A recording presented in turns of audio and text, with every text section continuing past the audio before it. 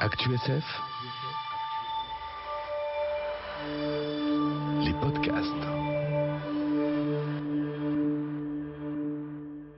Bonjour pour cette deuxième journée des Imaginales, et c'est la première des deux grandes conférences solo avec Robin Hobb. C'est une exception. C'est la première fois en 17 ans que nous consacrons lors des mêmes Imaginales deux cafés littéraires en solo avec la même auteure, en l'occurrence Robin Hobb. Un premier sur un petit peu une rétrospective de son œuvre, des débuts jusqu'à ses derniers volumes. Et puis un café un peu particulier auquel je tenais. J'en profite pour rendre hommage à Lionel Davoust, d'abord pour sa traduction toujours dynamique et excellente, mais aussi pour le fait que c'est lui qui m'a suggéré le second café. Vous retrouverez dimanche Robin Hobb. Ça sera un regard sur son univers, c'est-à-dire évidemment sur le premier tome, l'Assassin Royal, pour cet univers des six duchés. C'est-à-dire que vous savez que maintenant, de temps en temps, on consacre à un auteur un univers, et on s'attarde à l'univers d'un auteur quand il a vraiment un univers spécifique. Voilà, vous verrez ça dimanche, je vous recommande. Ça ne sera pas moi, mais ça sera un autre intervenant qui vous fera ça avec passion. Voilà, ayant présenté, c'était normal qu'on fasse deux cafés, parce que d'abord le public est nombreux et passionné, parce que c'est une des plus grandes auteurs de fantasy, parce que c'est une amie des Imaginales, et parce que c'est la très grande et très simple Robin Hobb. On l'applaudit bien fort.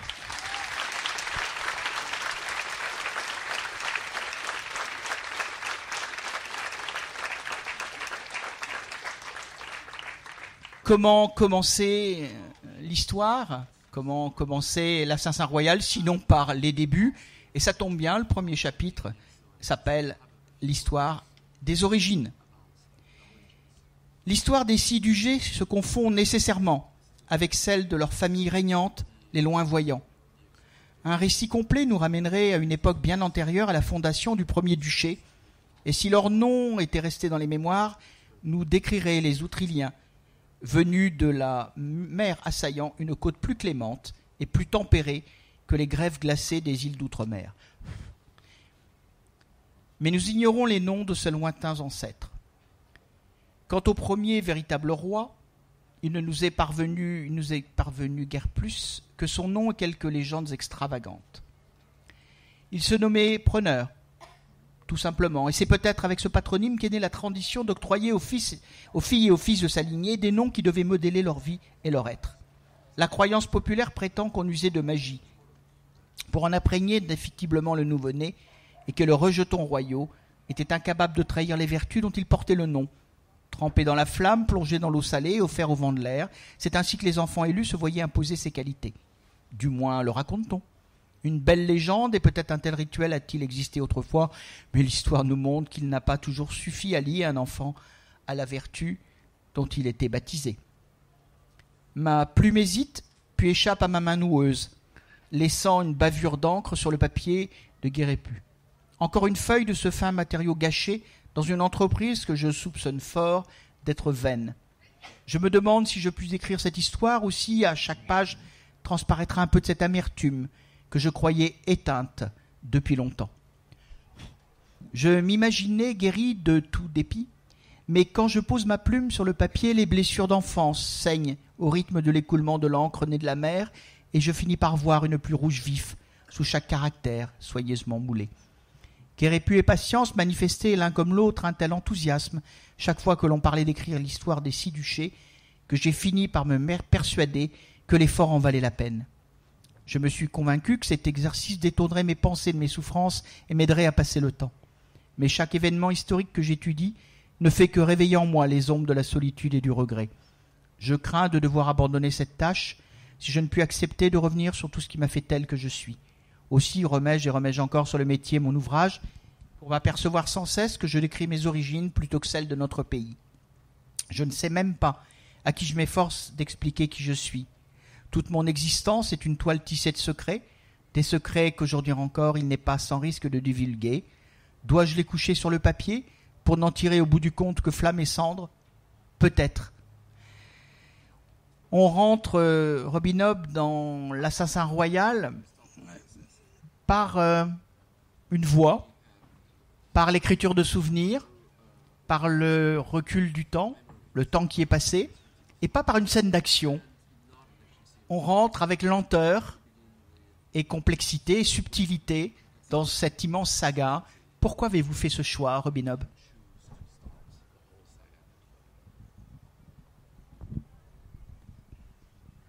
I think it is in Alice in Wonderland that the advice given to Alice is begin at the beginning and go on until you reach the end. So, for me, in order for the reader and for myself to understand Fitz, we really need to begin at this moment in his life, because this is the moment that will shape everything that comes afterward. If I had begun with him being at the first time of his apprenticeship, if you do not have this, all that came before that moment, it loses a lot of its significance.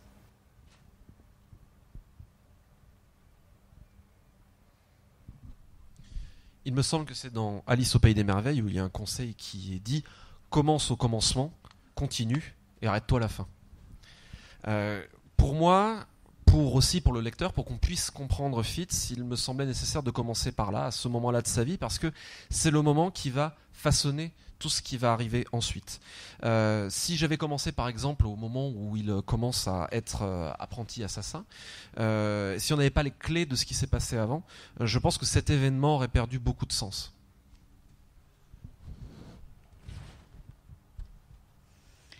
Autre petit extrait, un petit peu plus loin dans l'histoire. Et mon vrai travail, écouter et apprendre. Subtil et moi trouvons les pirates rouges trop bien renseignés sur nos stratégies et nos forces. Non sans rechigner, Kelvar a récemment fourni des fonds pour garnir la tour de l'île du Guet de façon convenable. Par 2 fois, il a négligé son devoir, et par 2 fois, les villages du duché de Orfond ont payé pour sa négligence. A-t-il franchi la limite entre l'incurie et la trahison? Kelvar complote-t-il avec l'ennemi pour son propre profit? Nous voulons que tu fouines un peu pour voir quel lièvre tu peux lever. Si tu ne décèles qu'innocence, ou si tu n'as que de fortes présomptions, reviens nous en faire part. Mais si tu découvres une trahison, et qu'il n'y ait pas de doute possible, plus tôt nous en serons débarrassés, mieux cela vaudra. Et les moyens? J'eus du mal à me reconnaître dans ce ton prosaïque retenu. J'ai préparé une poudre indécelable dans la nourriture et invisible dans le vin. Pour son emploi, nous nous fions à ta discrétion et à ton ingéniosité. Il ôta le couvercle d'un plat en terre cuite. Je vis un paquet enveloppé de papier fin, plus mince et plus fin que tout ce que m'avait montré Guérépu. Bizarrement, ma première pensée fut que mon maître scribe serait ravi de travailler qu'un tel papier. Le paquet contenait une poudre blanche infiniment ténue. Elle s'accrochait au papier, flottait dans l'air. Ombre s'appliqua un tissu sur le nez et la bouche pour en verser une mesure soigneusement dosée dans une papillote en papier huilé qu'il me tendit ensuite. Je recueillis la mort dans le creux de ma main. Et quel en est l'effet? Cette poudre n'agit pas trop vite. Il ne tombera pas raide mort à table, si c'est ce que tu veux savoir. Mais s'il vide sa coupe, il se sentira mal. Connaissant Kelvar, je pense qu'il ira se coucher, le ventre gargouillant, et il ne se réveillera pas au matin. Je glissai la papillote au fond de ma poche. Vérité est-il au courant? Ombre réfléchit. Vérité porte bien son nom. Il serait incapable de s'asseoir sans se trahir à la table d'un homme qu'il va empoisonner. Non, dans cette mission, le secret nous servira davantage que la vérité. Il planta ses yeux dans les miens. Tu agiras seul, sans autre avis que le tien. Je vois. Je changeai de position sur mon haut tabouret de bois. Humbre? Oui. Ça a été pareil pour vous, votre première fois? Il baissa les yeux sur ses mains et promena un moment le bout de ses doigts sur les cicatrices d'un rouge enflammé qui parsemait le dos de sa main gauche. Le silence s'éternisait, mais j'attendis patiemment. J'avais 1 an de plus que toi, dit-il enfin, et je devais simplement exécuter un ordre. Je n'avais rien à décider. Ça te suffit? Je me sentis soudain gêné sans savoir pourquoi. Je crois, bredouillai-je. Tant mieux. Je sais que tu n'y voyais pas malice, mon garçon, mais les hommes ne parlent pas des heures qu'ils passent au milieu des oreillers avec une dame, et les assassins ne discutent pas de leur travail. Même pas de professeur à élève? Humbre détourna le regard vers un coin obscur près du plafond. Non. Il ajouta au bout d'un moment, « D'ici 2 semaines, tu comprendras peut-être pourquoi. » Et nous ne revînmes jamais sur le sujet. D'après mes calculs, j'avais 13 ans. Voilà, une scène paisible, un dialogue quasiment serein, et pourtant, on sent l'horreur, la violence et l'atrocité de ce qu'on demande à un jeune homme de 13 ans, dans le filigrane de ce qui paraît extrêmement paisible. Est-ce que c'est un effet, Robin Hobb, que vous avez voulu? Pas d'effet sanglant, pas de grande déclamation, pas de cris, mais l'horreur au travers d'une discussion apparemment paisible ou relativement paisible. I think that this scene was to say to the reader what he is going to do, what he has been trained to do, is a very real thing. It's not gallant. It's not glorious. It will be a workaday task, and he has been given the additional burden of deciding if and when to perform the task. But it is a task. It is what we do, and I think the whole concept of "I was just following orders" is one of the most chilling things that we can hear from anyone.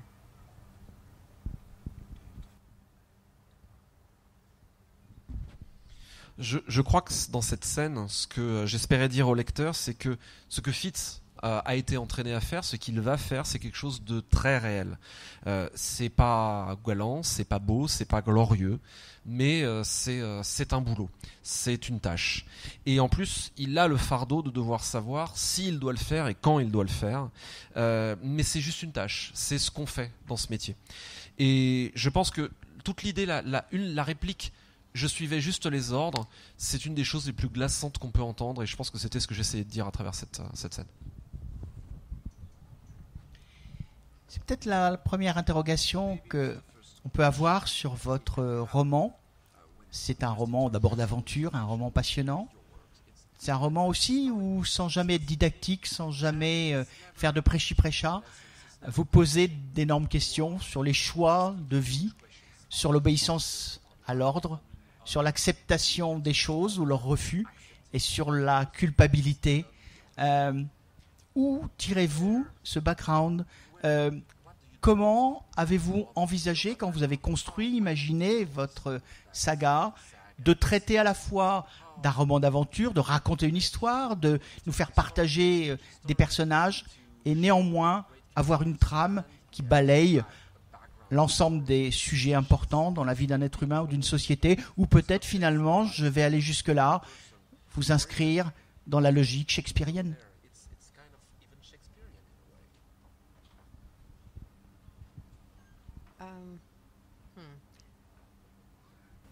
I think that as a writer, I have many questions, and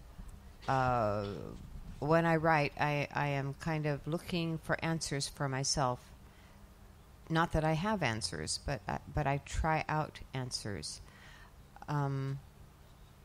Within this story, I have read so many stories in fantasy in which the hero is a thief or a prostitute or an assassin, and somehow there is a glamour attached to what is actually very harsh work.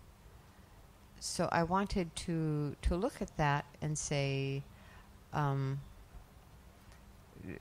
make it more of what it would actually be, the workaday business of doing death.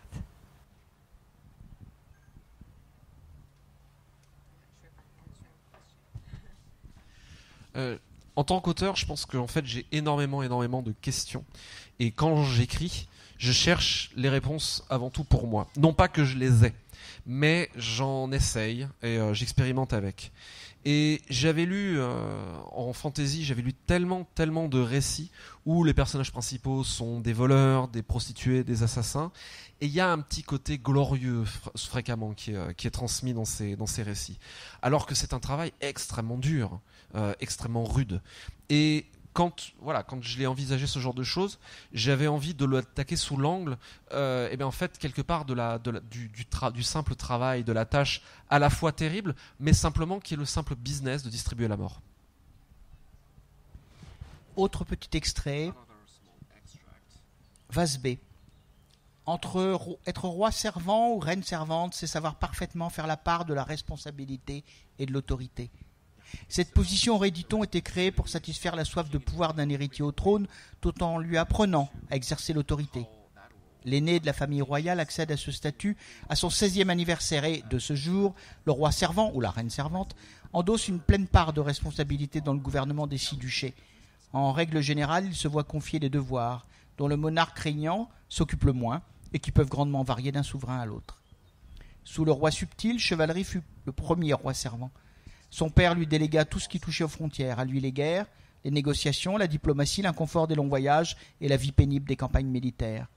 Quand Chevalerie se désista et que Vérité devint roi servant, il hérita de toutes les incertitudes de la guerre contre les Outriliens et des tensions que cette situation créait entre les duchés de l'intérieur et ceux des côtes. Et pour corser sa tâche déjà difficile, le roi pouvait à tout moment annuler ses décisions pour les remplacer par les siennes propres. Il dut ainsi souvent résoudre des situations qui n'étaient pas de son fait, avec des armes qu'il n'avait pas choisies.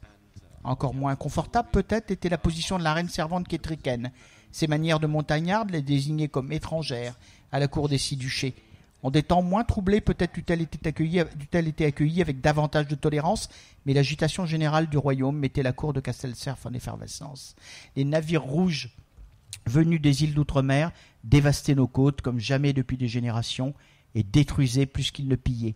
Le premier hiver de Kétriken en tant que reine servante vit aussi la première attaque hivernale que nous eussions connue. La menace constante des raids et le tourment lancinant de la présence des forts guisés ébranlaient les 6 duchés jusqu'aux fondations. La confiance du peuple dans la monarchie était au plus bas et Kétriken occupait la position peu enviable d'être la reine étrangère d'un roi servant que nul n'admirait. Une femme étrangère dans une période difficile essaie de se faire accepter par un peuple qui n'est pas le sien. Est-ce que quelque part, c'est pas aussi s'interroger sur la situation de l'étranger dans un pays que de gré ou de force, il est amené à adopter? Robin Hood?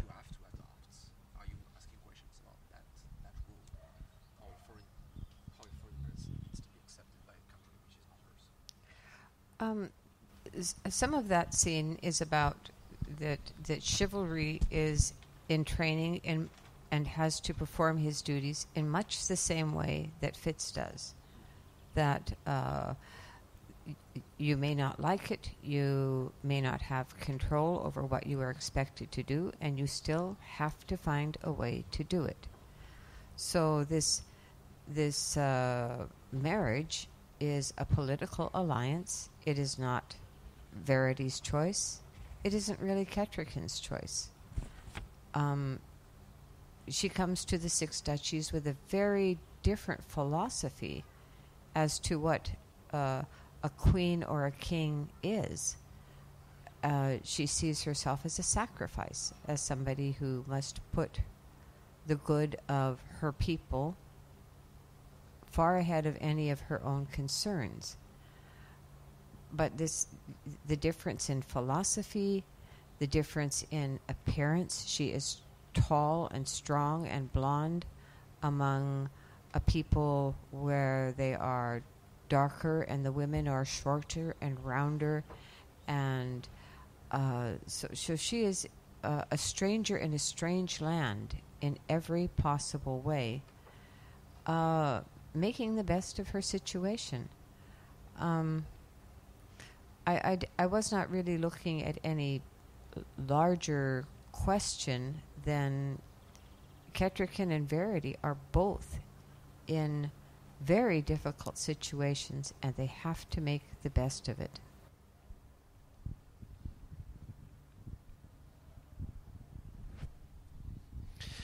Je pense qu'une partie de cette scène, quand on parle de chevalerie, c'est que quand il est roi servant, en fait, il se trouve dans une situation qui est assez parallèle à celle que Fitz, c'est-à-dire qu'il doit remplir et accomplir ce devoir un peu de la même manière que lui. Ça ne lui plaît peut-être pas, les moyens ne lui conviennent peut-être pas, mais il faut quand même qu'il trouve un moyen. Alors concernant le mariage de Vérité, c'est principalement une alliance politique, et en fait c'est beaucoup le choix de Ketriken et pas de Vérité. Elle vient au Duché avec une philosophie extrêmement différente. Elle se considère comme le sacrifice de son peuple, et donc elle se considère de la même manière parmi les six duchés, c'est-à-dire qu'elle place le bien de son peuple bien au-delà de ses propres préoccupations. C'est une différence de philosophie. Elle a également une apparence très différente puisqu'elle est grande, elle est robuste, elle est blonde dans un pays où les gens sont plutôt de complexion plus sombre, où les femmes sont plus petites, un peu plus rondes, etc. Donc elle est en terre étrangère et en terre étrange à tous les aspects et vraiment à tous les possibles niveaux. Je ne pense pas que je cherchais vraiment à examiner un thème plus vaste, mais simplement Vérité et Ketriken sont vraiment tous les deux dans une situation extrêmement difficile et il faut qu'ils arrivent à en tirer le meilleur possible. Après ce petit extrait j'ai coupé une partie du passage qui situe des problèmes politiques, des alliances. Tout de suite, on passe à une scène plus intime entre le fou et l'autre héros, évidemment, que vous allez reconnaître. Je m'éveillai en sentant qu'on me touchait le front. J'ai détourné la tête avec un grognement agacé. Je me débattis pour m'extirper de mes couvertures dans lesquelles je m'étais emmêlé, puis je me redressai pour voir qui avait osé me déranger. L'air inquiet, le fou du roi subtil était assis sur une chaise près de mon lit. Je le dévisageai ahuri, il s'écarta de moi, un sentiment de malaise m'envahit. Le fou aurait dû se trouver à Castelcerf avec le roi, de nombreux miles à bien des jours de voyage de moi. Jamais je ne l'avais vu s'éloigner du roi plus de quelques heures, sinon pour dormir. Sa présence ne présageait rien de bon. C'était mon ami, autant que sa nature singulière lui permit de se lier, mais il ne venait jamais à moi sans raison, et ces raisons étaient rarement futiles ou agréables. Voilà, tout est dit en quelques lignes. C'est un ami, et en général, sa visite annonce de mauvaises nouvelles. Là aussi, quelle est la place de l'amitié dans le roman, dans un monde dur, avec des personnages durs qui font des sales boulots, et où néanmoins, dans ce monde où tout le monde se méfie de tout le monde, quelques personnages arrivent à tisser des liens de confiance. Est-ce que dans un monde paranoïaque, le monde du pouvoir, la confiance est possible, Robin Hobb, en tout cas dans vos romans? I think that what happens in this story is that despite everything, Fitz and the Fool become friends. The Fool always has his own agenda, which he is attempting to move forward. And I think he is as surprised and a bit unbalanced by becoming friends with Fitz as Fitz is with having this very peculiar person seeking him out with first unwanted advice and then essential advice and then finally with friendship. So I think it's just the story in some ways of a very unlikely friendship that goes on to affect many, many other events in their lives. If there had been no caring between them for what became of the other, it would be a very different story.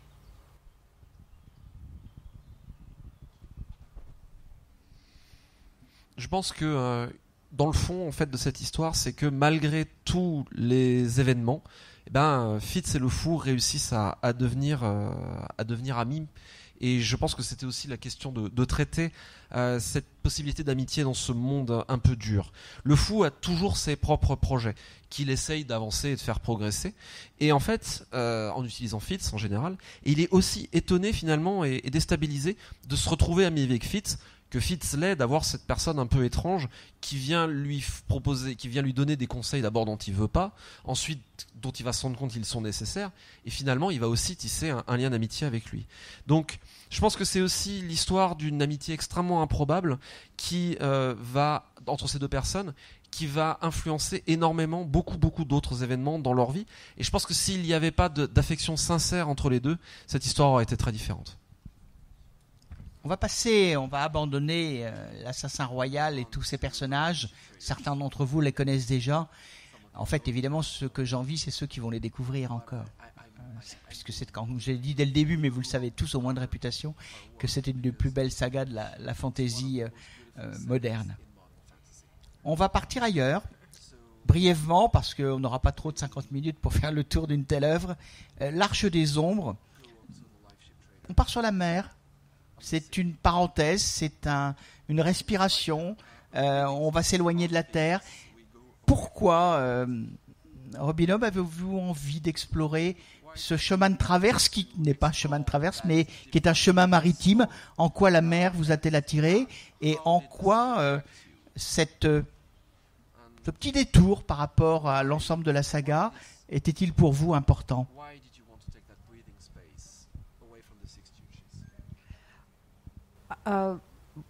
Well, first, there is the chronological necessity for the reader to know what happens in Bingtown and Jamalia and the Rainwilds, because many of the events that Fitz has set into motion will affect them, and in turn, the things that happen there are going to strongly affect what goes on in the Six Duchies.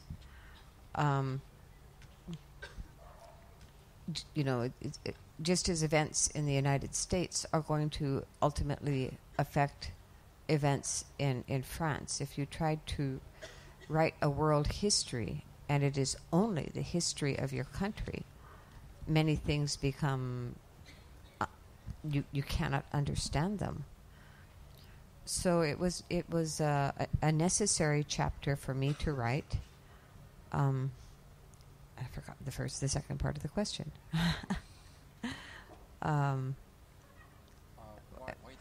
Why the sea? My husband, of course, is maritime. We have a lot of nautical memorabilia around the house. There are a lot of sea stories from him, from his father, from his grandfather, from his friends. Many stories that are just too good to not tell in some form or another. Plus, the life cycle of a creature in this story demands the ocean. Only the ocean could sustain it. So we have to go to Bingtown and to Jamalia and ultimately to the Rainwilds for all of this to begin to make sense. Trying to do this with no spoilers is really hard. Tout d'abord, eh bien, c'était une nécessité chronologique de savoir ce qui se passe à Terrillville, à Jamalia, dans le désert des pluies, parce qu'il y a beaucoup d'événements que Fitz met en mouvement dans l'Assassin Royal qui vont affecter ce qui se passe plus au sud, donc dans cette région-là, et ce qui va se passer ensuite dans ces événements-là vont à nouveau avoir une influence plus au nord dans les six duchés. De la même manière que ce qui se passe aux États-Unis, par exemple, a une répercussion en France.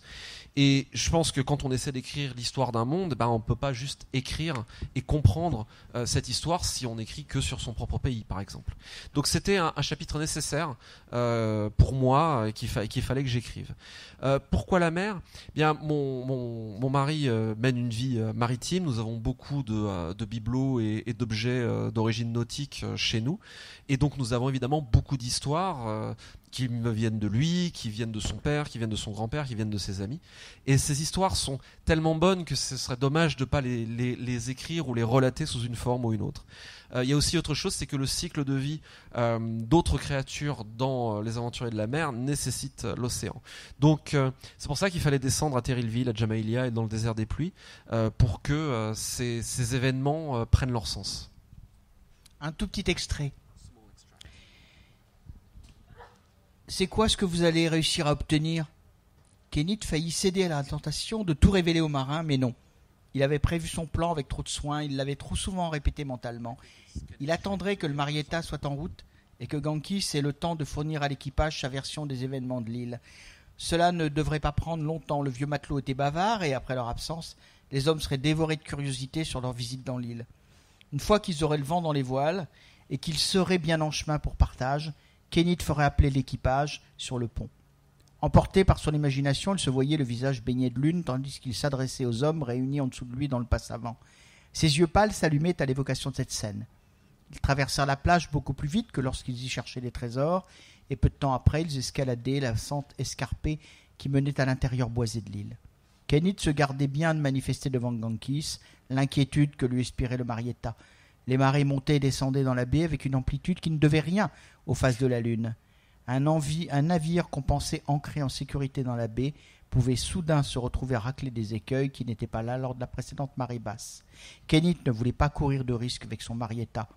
Le bateau aurait laissé la terre loin derrière lui, bien avant que la marée de cette baie maléfique pût l'échouer.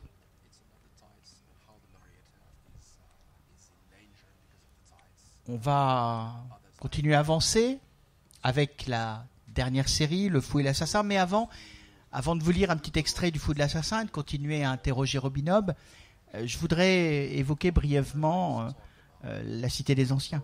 Les Cités des Anciens, qui m'a étonné quand je suis rentré dedans par la lenteur du début du premier volume et qui provoque ensuite chez le lecteur un effet quasiment hypnotique. Et l'étrangeté de découvrir une de ces créatures les plus puissantes de l'imaginaire de la fantaisie, comme une race quasi éteinte, souffreteuse, chétive, en grande difficulté, et au lieu d'avoir peur de ces dragons, dans les cités des anciens, on se prend presque à vouloir les protéger comme un petit chat qui aurait été abandonné, mal nourri, et qui quelque part ne serait pas tout à fait un animal au meilleur de sa forme. C'est volontaire d'avoir pris à rebours cette image des dragons dans les cités des anciens, Robin Hobb?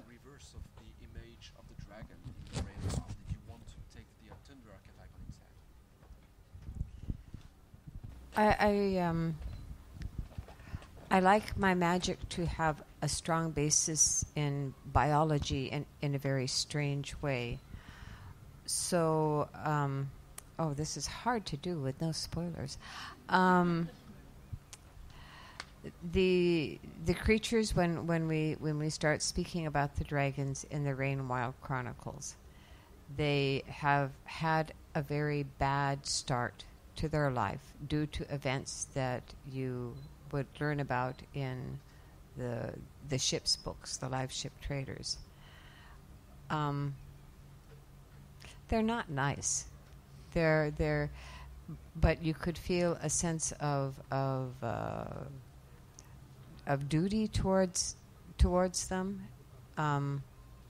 For the youngsters who are recruited to get them out of town, it's a possible escape for them as well. It is. I don't know if I could do this without spoilers.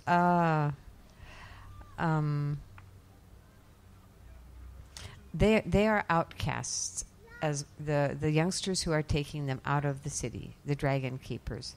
They are misfits, outcasts, and they too have had a very bad start to their lives, much as the dragons have. And just as the dragons are in some ways ill-tempered, not prone to following logic, not making good decisions, so are the Dragon Keepers.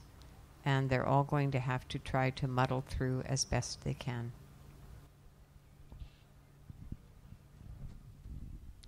J'aime que mes systèmes de magie soient fortement ancrés dans la biologie et dans la physique.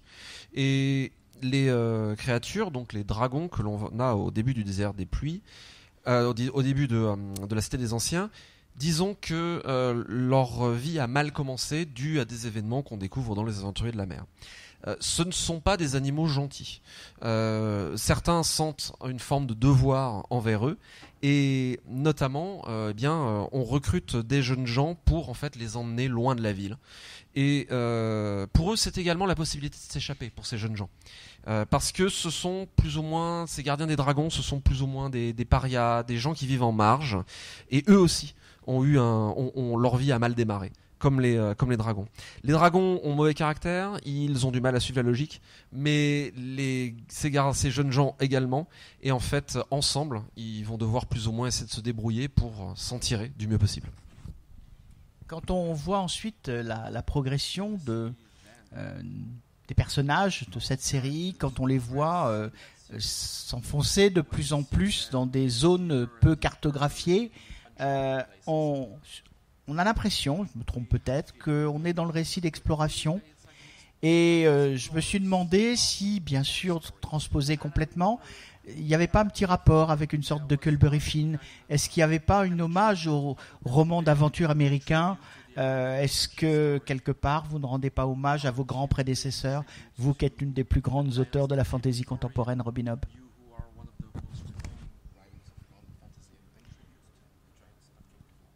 I think it would more be tales of lost cities, more like Edgar Rice Burroughs' tales, or perhaps H. Rider Haggard, or even Jules Verne with The Mysterious Island. I've always enjoyed stories of the discovery of mysterious places, the uncovering of secrets from the past. I think very often writers write the tales that are similar to the ones they enjoyed when they were growing up. So those are some of my favorite ingredients to a story. And so they went into the story that I was writing. Je pense que ça se rapprochait peut-être un peu plus des récits des cités perdues, un peu dans la veine de Edgar Rice Burroughs, à H.R. Haggard, et Verne avec l'île mystérieuse, bien sûr.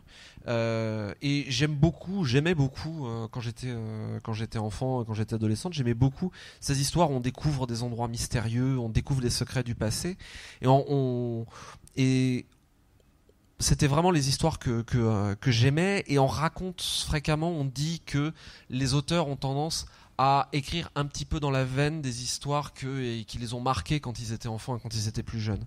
Donc c'était mes ingrédients préférés quand je lisais quelque chose quand j'étais jeune. Donc je suppose que d'une manière ou d'une autre, ça a infusé dans ce que je fais maintenant.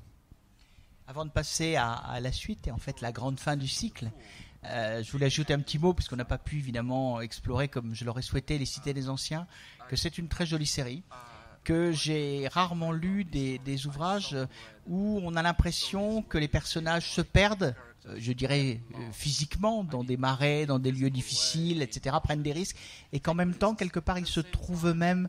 Je pense, Robin Hobb, à un des personnages qui est gay dans votre histoire, et qu'on va découvrir, évidemment, je ne vais pas révéler lequel. C'est pas nécessairement, c'est pas un sujet, hein. L'homosexualité, pas plus que l'hétérosexualité, n'est un sujet de roman, en tout cas chez les bons auteurs. Mais on n'avait encore jamais rencontré, me semble-t-il, de personnages gays dans vos romans. Et là, vous en avez mis un. Je suppose que c'est pas par hasard. C'est venu comment et pourquoi, Robin Hobb?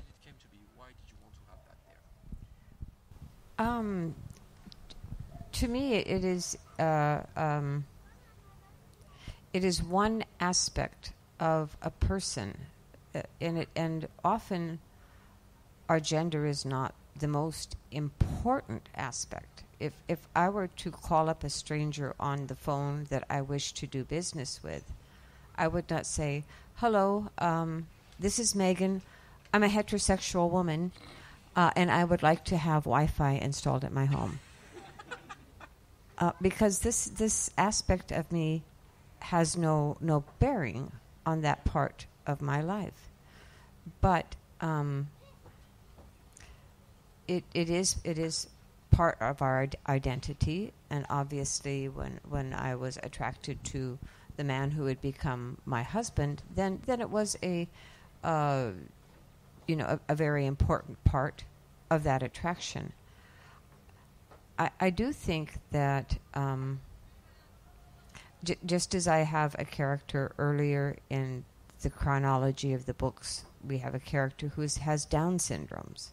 We have a character who walks with a permanent limp. We have all manner of characters.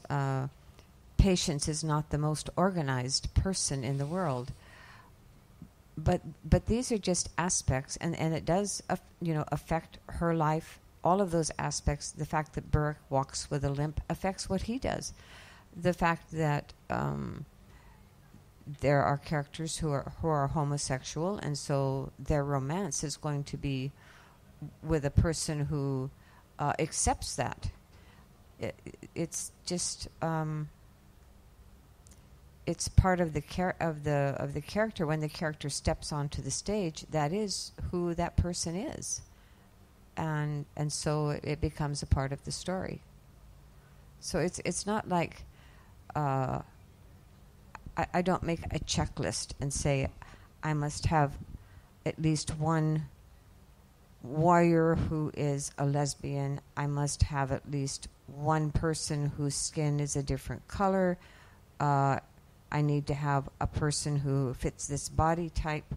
You can't write a story that way. The cast steps onto the stage, and they come as they are, and who they are affects the story. But it isn't about Burke having a limp, for example. You accept that. That's just part of who he is when he steps onto the stage.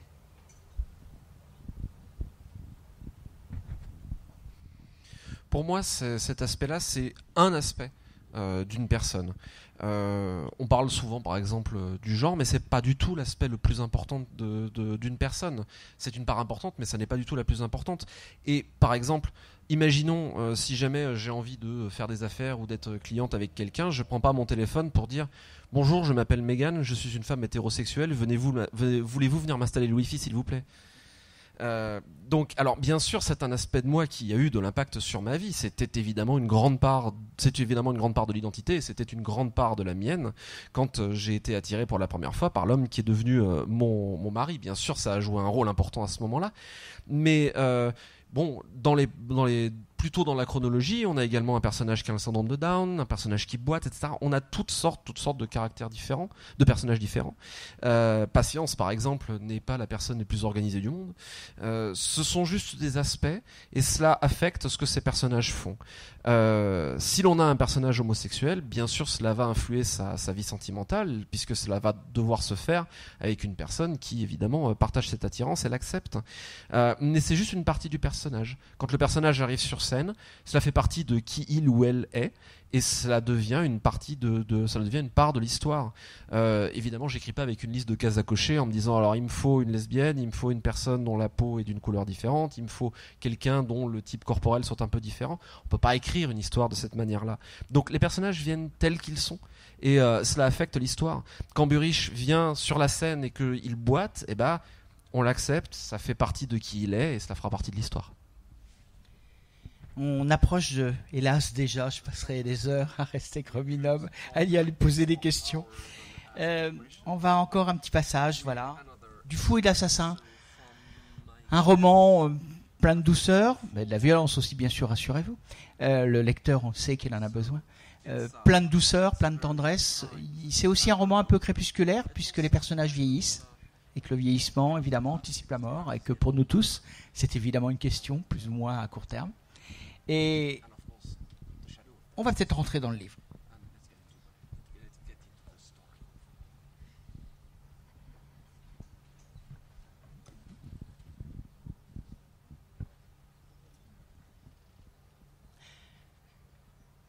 Il n'est pas entré dans ce jardin. Venez, déclara un des plus âgés. Et comme une meute de chiens que le fouet détourne du renard, les enfants reculèrent et se rassemblèrent autour du chef, qui retournait vers le portail. Leur proie cherchait déjà des prises dans les pierres du mur chaud de soleil derrière le treillis. Il commença de grimper, puis un cri m'avertit qu'un de ses poursuivants avait surpris son mouvement du coin de l'œil. « Il est là !» cria une fille, et la meute rentra aussitôt dans le jardin au pas de course. Alors que le garçon en noir escaladait la muraille, les autres se baissèrent, et un instant plus tard, mottes de terre et cailloux fendaient l'air. Ils touchèrent le rosier, le treillis, le mur, et certains, avec des chocs sourds, le dos de leur victime. J'entendis ces grognements rauques de douleur, mais il ne lâcha pas prise et poursuivit son ascension. Le jeu s'était soudain transformé en une chasse cruelle. Agrippés à la muraille, ils n'avaient nul abri, et les poursuivants ramassaient déjà de nouveaux projectiles. J'eusse pu leur crier de cesser, Mais je savais qu'alors je ne le sauverais pas. Je deviendrais une deuxième cible. Une pierre le frappa violemment à la tête, et son front donna contre le mur. J'entendis le choc de la chair contre le minéral, et je le vis s'arrêter à demi sonné, les doigts commençant à glisser. Mais il n'y pas un cri. Avec un frisson, il se remit à grimper, plus vite cette fois. Son pied dérapa, se rattrapa, partit de nouveau, et sa main approcha le sommet de l'enceinte. Comme si cet objectif atteint avait changé les règles du jeu, les autres enfants s'élancèrent. Il monta à cheval sur la muraille. Il resta le bref instant qu'il fallut pour que son regard croisât le mien, puis il bascula de l'autre côté.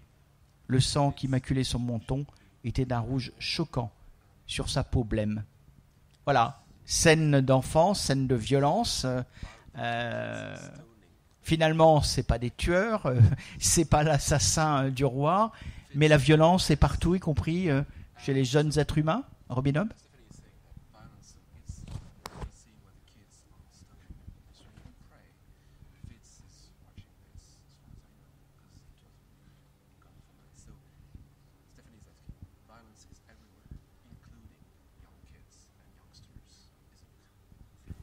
Oh, absolutely.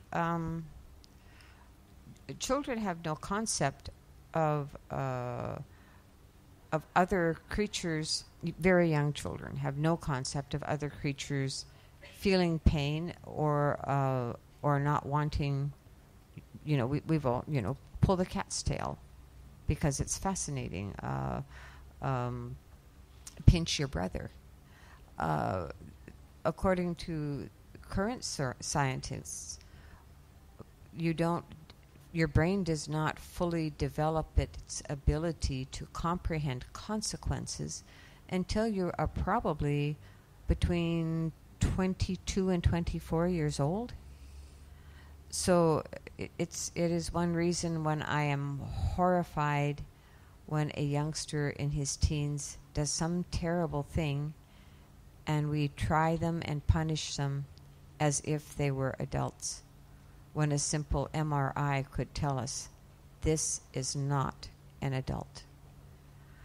I think a lot of violence and cruelty that humans do is simply due to a lack of empathy, that once you can put yourself into the place of either the animal or the other person, cruelty becomes more difficult. When we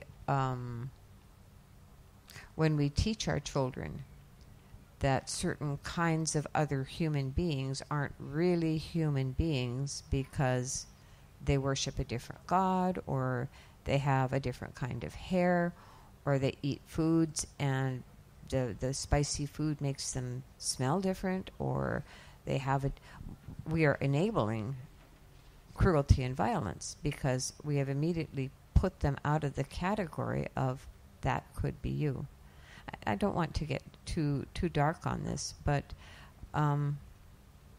yes, children are very capable of unthinking violence. They throw rocks at little animals. They do some pretty awful things with no concept of what they're doing, and it is up to adults to teach them, to stop and say, "Oh, would you like someone to do that to you?"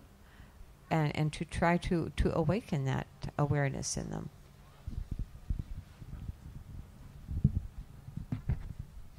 Tout à fait. Les enfants, notamment très jeunes, n'ont pas le concept que les autres êtres vivants peuvent ressentir la douleur et que c'est quelque chose qu'on ne veut pas infliger et que c'est quelque chose qu'eux-mêmes ne voudraient pas subir.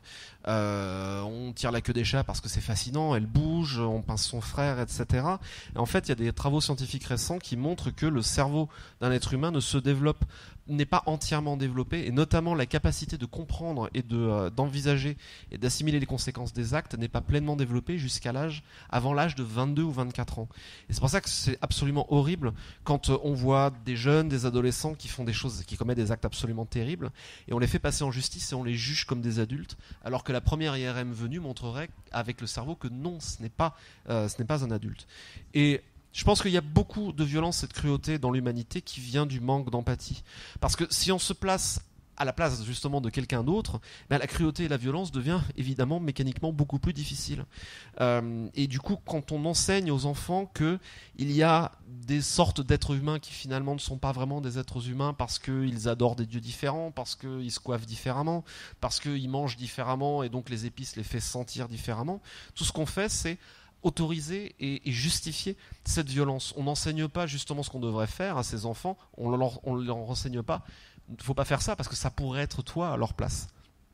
Je ne veux pas être trop sombre là-dessus, mais oui, je pense que les enfants sont capables de violence complètement inconsidérée et irréfléchie, de jeter des pierres à des animaux parce qu'ils n'ont pas le concept de cette empathie encore. Et justement, c'est le rôle des adultes d'essayer d'éveiller cette conscience-là en leur disant: est-ce que tu aimerais être à sa place? Est-ce que tu aimerais qu'on te fasse ça? Un dernier petit extrait, et puis quelques mots avant de se quitter, parce que une autre conférence est prévue.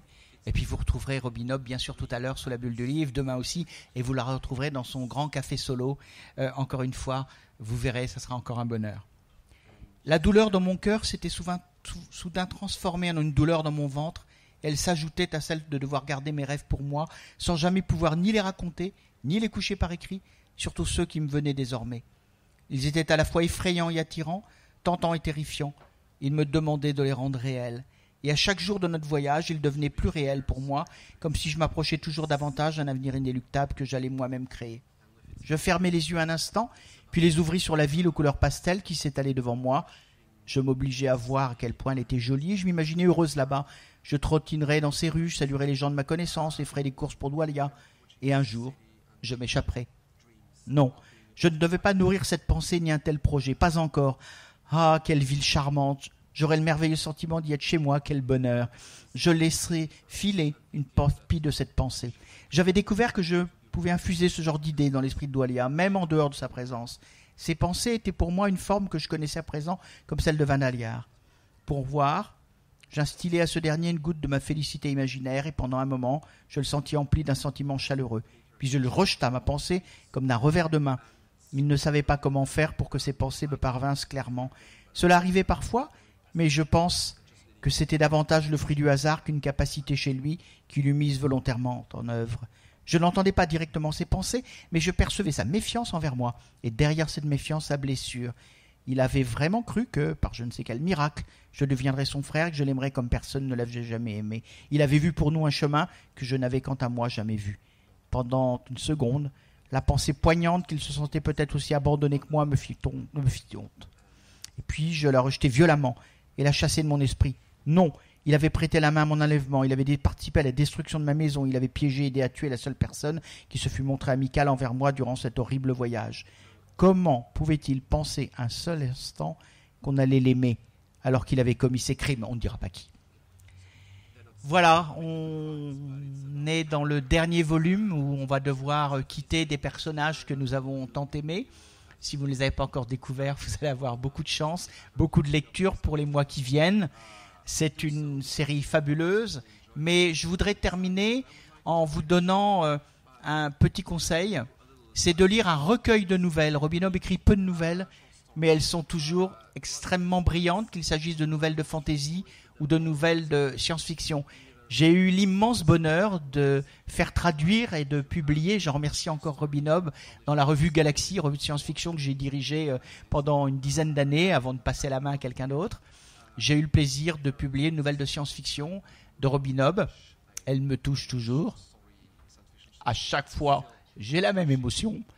Vous voyez la force d'un écrivain, quand il vous amène en pensant un personnage encore à pleurer quasiment, c'est ça le talent, c'est ça le génie. Merci Robin Hobb, vous êtes une écrivain qu'on aime et qu'on aime lire. Bravo et merci à tous.